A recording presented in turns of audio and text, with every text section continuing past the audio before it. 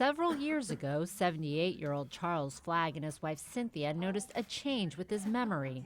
I was obviously having a difficult time remembering what anything happened in the past. The retired Rhode Island minister was diagnosed with mild impairment due to Alzheimer's disease. I watch you go. His doctor suggested that he take part in a study testing an experimental drug called aducanumab. He consults for the drug maker, Biogen. This is a drug that specifically targets the one key component of the disease, the buildup of plaques in the brain. On Thursday, researchers gave study results at an Alzheimer's meeting in San Diego. The bottom line, the drug didn't cure the disease or reverse damage, but the company claims it slowed the rate of decline for people by 23% compared to patients getting a dummy treatment in one study.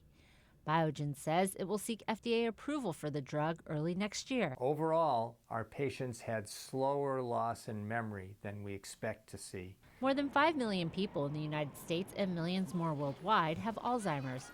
Current drugs only temporarily ease symptoms and do not slow the loss of memory and thinking skills. It can mean that a person may remember their loved ones for a little bit longer, that they may remember more about themselves and be able to function more over the course of certainly an 18-month and maybe even longer period of time. Earlier this year, 2 studies of the drugs were stopped when partial results suggested it wasn't effective.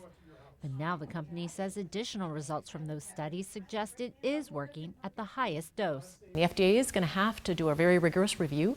It will have to look and decide whether another trial is necessary or whether there is sufficient evidence for approval at this time. Flagg and his wife thought they saw a difference when he was on the drug, which he hasn't been able to get since the study ended. I seem to remember things better now than I used to. Hope is the word for ourselves and for others as well. If approved, it would be the first treatment claiming to alter the course of Alzheimer's disease. Kathy Young, Associated Press.